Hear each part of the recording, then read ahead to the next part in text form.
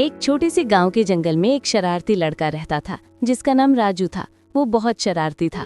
वो दिन भर पेड़ों पर चढ़ता फिरता, फलों को आधा अधूरा खाता और अपने दोस्तों को चिढ़ाता। लेकिन पढ़ाई की बात आती है तो हमेशा बहाने बना लेता। मैं सब याद रख लेता हूँ, वो कहता। लेकिन सच्चाई यह थी कि उसने कभी कोशिश ही नहीं की।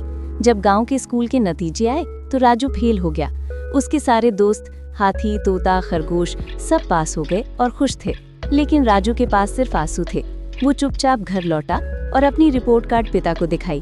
पिता ने नतीजे देखे और गुस्से से बोले, राजू, तू दिन भर फेलता रहता है, कब मेहनत करेगा? इतना कहकर उन्होंने राजू को डांटा। राजू बहुत उदास हो गया।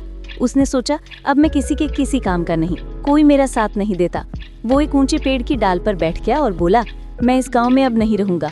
वो कूदने ही वाला था कि नीचे से माँ की आवाज आई, राजू बेटा नीचे आजा, खाना खा ले।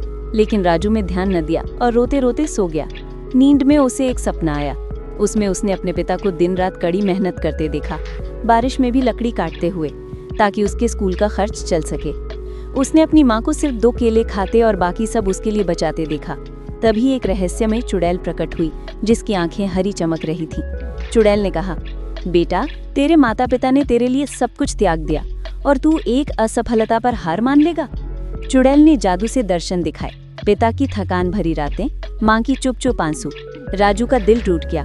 उसने सोचा, मेरे माता पिता ने मेरे लिए इतना दिया और मैंने सिर्फ खेला। तभी पिता की आवाज गूंजी, बेटा उठ, सब ठीक हो सकता है। और राजू की आंखें खुल गईं। वो दौड़ता हुआ नीचे आया, माता पिता के पैरों पर गिर पड़ा और रोते हुए बोला, क्षमा करो पिताजी, अब मैं मेहनत करूंगा। पिता मुस्कुराए और बोले, बेटा गलतियों से मत डर, उनसे सीख। उस दिन से राजू ने कड़ी मेहनत शुरू कर दी।